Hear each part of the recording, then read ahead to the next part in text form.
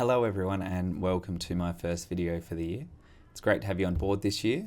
I've been really enjoying it so far. So we've looked at some of these notes before on Theatre of the Absurd, and what we're going to be doing today is going through them a bit more formally. So we've gone through this quote by Crawford that we talked about existentialism, and we broke it down and talked about how that relates to absurdist theatre. So if you need to take a minute to refresh, then do that now. But apart from that, today we'll be looking at these points to do with theatre of the absurd. So it was centred in France in the 50s, and people were really questioning human life and how it can be taken away so quickly after the war. And we've talked about existentialism. So what theatre of the absurd also tried to do was to reject societal conventions, standards set by the church, ways that people thought the world was, just to question human existence. And it aimed to not just question, but to then form some sort of action from that. So rather than leaving a performance feeling depressed, feel depressed and go do something about it. The plot and structure, so anti-realistic, going against many of the accepted norms of conventional theatre, non-linear plot developments, and sometimes the play just ends where it started, or as we talked about, there's no real resolution, and it's for the audience to make that resolution themselves. Sometimes the plot is quite thin and even you can't see it, and there is a lack of that conflict that comes with naturalistic plays. A play in which nothing happens, that yet keeps audiences glued to their seats. What's more, since the second act is a subtly different reprise of the first, he's written a play in which nothing happens twice. This, of course, is talking about Waiting for Godot. How does he do that, Beckett, and yet still manage to maintain audience attention? The acting and characterization. So both at times you'll see some presentational style and sometimes representational. So presenting to the audience and then sometimes also representing. It is stereotypical often, easily identifiable, not into those subtleties that comes with realism. There is not always character development. A character may stay the same for the entire production. Absurd characters lack that motivation that's found in characters of realistic dramas, highlighting their purposelessness.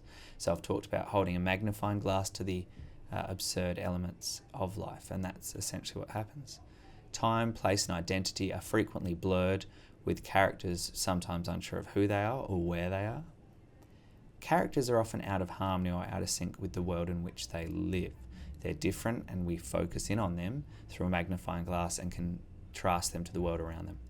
But retain the sense of humour. Life, as much as there's absurd elements, there is humour in everything, and so as an actor you retain your sense of humour during this.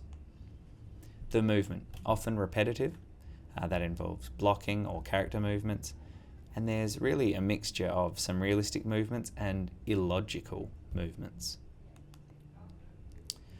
The mood and atmosphere changes as well, such as absurdity of life. There's often one extreme to another. Sometimes there'll be a serious point made and then it turns into something that's highly comical. The dialogue that is used. Language was devalued as a communication tool because we can't always trust it, because someone doesn't always follow through with what they say. Sometimes illogical. There's those long pauses that happen, repetitive, frequent use of silence, as can be seen at the start of Waiting for Godot, how you could keep that start going for a long time. The stage is often quite simple and minimalist, sometimes representing a multitude of places and not honing on being too specific. Barren set, barely denoting a location. However, we look at something like Rhinoceros and the production we did of that, we can see how you can be influenced by other stylistic elements as well. The key plays that we looked at were these ones that you might choose to have a bit more of an in-depth look at. Now this one's an important one. What wasn't absurdist theatre trying to do? Well, it wasn't trying to make us depressed.